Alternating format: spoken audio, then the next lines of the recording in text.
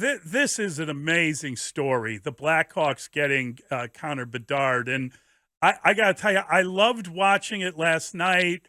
And you're there, and then they showed the cut when they got him, and you had a big smile and you were pumping your fist. I mean, I think we all felt the same way.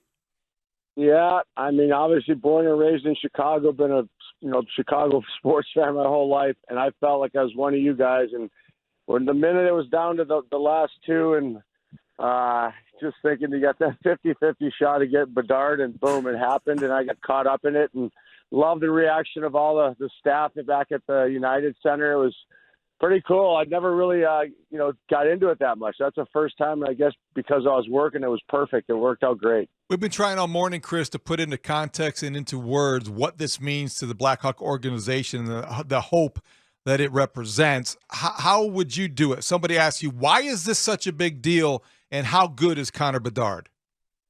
Well, I guess you just look at the history of the Hawks, what they accomplished with the 3 Stanley Cups. And like Kyle Davidson said, it's one piece, but it's a huge piece, and it's a great start. And, they followed up by getting, Kaner, Tays, and Keith, Seabrook, and built a dynasty there. So the key word is hope. And now people see, the season ticket sales have gone up immediately. There's light at the end of the tunnel, and it takes a while. There's no question, but boy, they're going to get a great one in Connor Bedard. You still think you look back how long it took Crosby to get his first cup. Now McDavid's going; he's in the running now. They got a legit shot. But again, it's a great start for the Hawks organization to get that first overall pick in Bedard. So we were talking about he's an immediate player, right? There's no need to worry about how long it takes to come up. He's 17. He'll be 18 when the season starts. Does he debut as an 18-year-old? Absolutely. You can't not put him in the lineup. The number one pick's the number one pick. So I think that the people have looked like this year, Reichel, kind of easing him into the system and not throwing him into the fire. The Red Wings were notorious for that with guys like Datsuk and Zetterberg, but they had the luxury of having pretty good teams. So, obviously the Hawks being a team struggling and finishing towards the bottom, but Richardson's going to put him in there. He's going to know how to handle him. He's been great with the young players. They really respect him. So I think Connor's going to love playing for Luke Richardson, and they'll put him in all the right situations to succeed for sure. Patrick Kane, I think, was 18 when he made his debut. I mean, you go back, Eddie O in 84 was 18 when he made his debut. Chelly, I think even going back in the Hawk history, Grant Mulvey was 18. So there is a history and a precedent that exists, but you have to be, I think, realistic in terms of expectations. How long do you think it will take a teenager to adapt to the changes at the NHL level, how physical it is, because he's not a huge guy, but he does everything so well? Yeah, I mean, the difference being right now, the way he dominates in the junior leagues and what he did on the World Tournament or the World Juniors platform, there's no question he's got the speed, and that's the whole game is skating now, right? And then he's got the shot and the skill to go along with it. So I don't think it's going to be much of adjustment, for regular season. I think the big test will be when they, get into the playoffs at some point. You watch Jack Hughes, what he's done. He elevated his play in the playoffs, being a young kid, and then his brother, just played his first game and had a heck of a game, Luke Hughes. So I don't think it's going to be an issue with Bedard. He's a special player. He's going to be one of those guys that just it won't take him long to adjust to the speed and the pace of the NHL. So if you're facing a guy like that, Chris, do you try to make sure you let him know that he's in the NHL? I mean, how do you handle as a defenseman taking on a guy that was a top pick in the draft?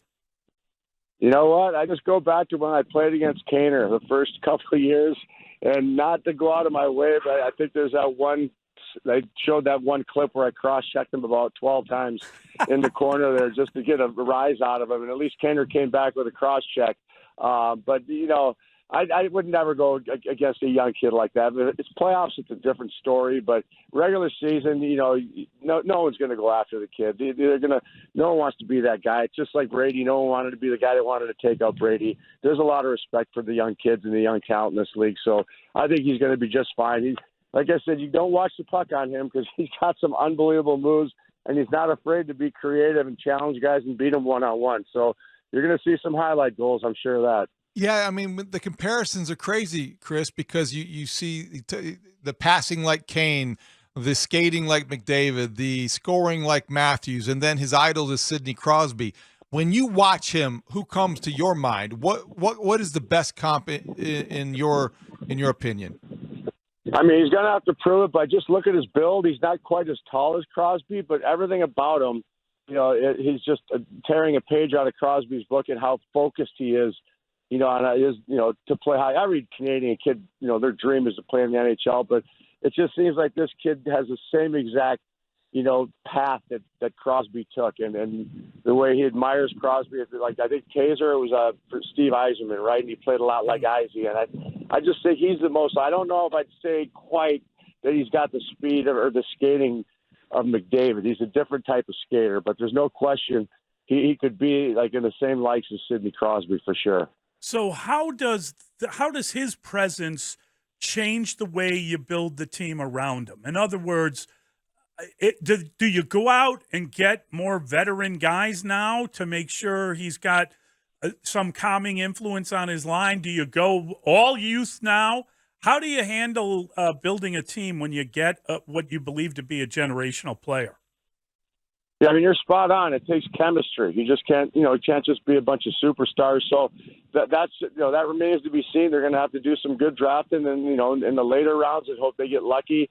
Add some grit. It's always nice to have someone when you got those young guys too, especially like Bedard. No one takes advantage of them. But they got a few guys. Tenorti, he's willing to stick up for his teammates, and certain players like that. You got Johnson, those guys.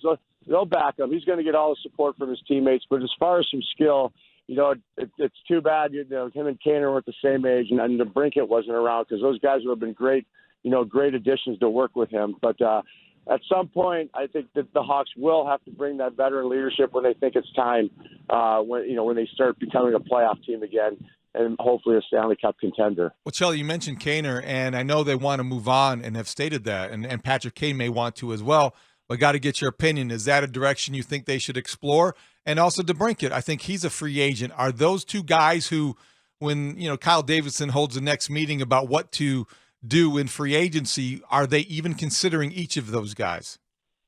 I mean, listen, after the minute Bedard, was number one, all we kept seeing, the phones are lighting up, and people in the studio talking about, would they bring Kane back? Why not? Even if it's for another 2-3 years, it'd be great for the fans. But that's up to management. Things change so quickly, and I think before the draft lottery last night, I don't think they were even considering that as an option. But now you kind of have to, and I'm sure they're going to get in the office and look back and they probably don't know what they're going to do. They're just so happy that they got that first pick overall. But I guess I'm a big Kaner fan. I think Debunking, he's a great quality player too, who loved playing in Chicago.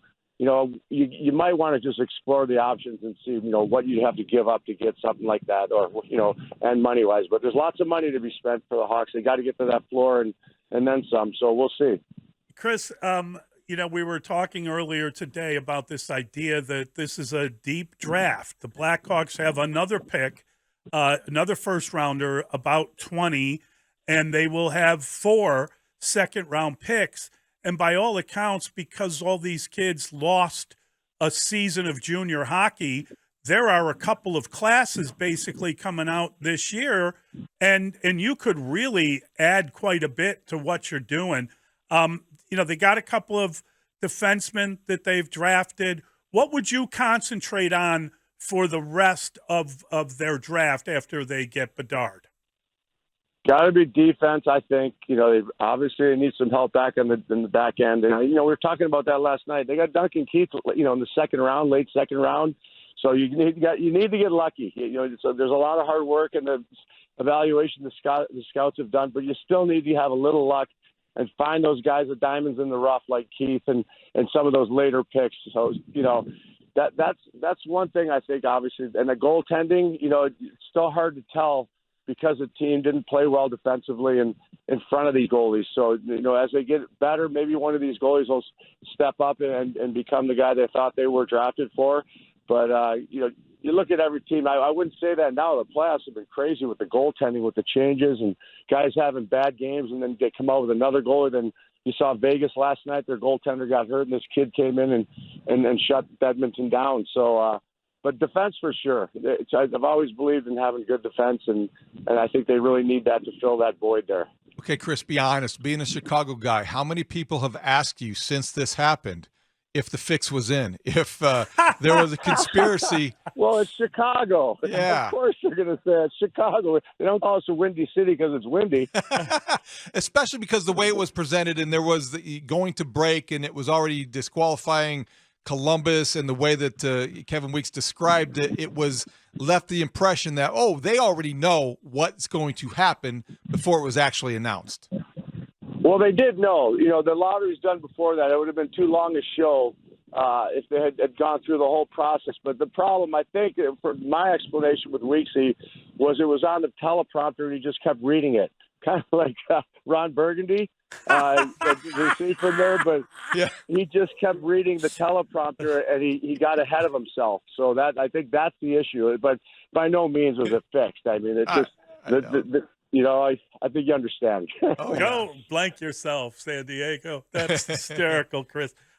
You know, so I guess as I'm watching that last night and we went over that idea of the fix being in, part of the problem might be that this is really good for the NHL, right? I mean, the Hawks getting to come back, getting a guy like that, getting to a big market team to come back as fast as this would indicate they're able to. I know it takes a lot longer, but that's really part of the suspicion, is that it looks like it's good for the league. Oh, absolutely. And I said it last night. I don't mean any disrespect to the organizations of the cities, but, you know, you got Matthews up in Toronto. No one really gets a chance to see him in the NHL or down in the U.S. And then you see, look at the difference it's made with Matthew Tkachuk coming in from Calgary down to Florida. You need the star power down there. Nothing, again, against Canada, but all the teams are in the NHL. And, you know, Connor Bedard's in one of the best sports cities in Chicago. The market's going to be huge. And it's great for the NHL, and I think everybody knows that. For him to be in Chicago is a big plus for the NHL. Well, let's go, Chelly, because you know you got probably a 14-hour day ahead of you. But if you had to tell a Hawks fan realistically, now that Bedard is likely here, now that you can begin to build around this centerpiece, how long before it's realistic to say this is the beginning of a playoff-bound season? I mean, you hate to put timetables, but I just go on like history. When a college coach comes in or an NHL, 3-4 years, you should be seeing at least 3 years a playoff contender. And then after that, I mean, who picked Florida after last year, the disaster they started, or what happened in the beginning of this year to do what they're doing now and be up 3-0 in Toronto. So it could be quick. You know, you never know. If they just get lucky, like you mentioned in the draft, you need a couple surprises. Some kids to step in and impress everybody. But I'm just going to put a number. I say 3 years. We should be a good a playoff contender anyway. Great stuff, Chris. Thanks a ton. Really appreciate it. Yeah. You bet, you guys. Take care. That is Chris Chelios. That was awesome. Yeah, jumping ahead a day because he usually is on Wednesdays, but this is a special occasion. And you knew how excited he was, and he sure sounds like it. And he couldn't conceal that on the air. No, man. He was pumping his fist. And he's from here.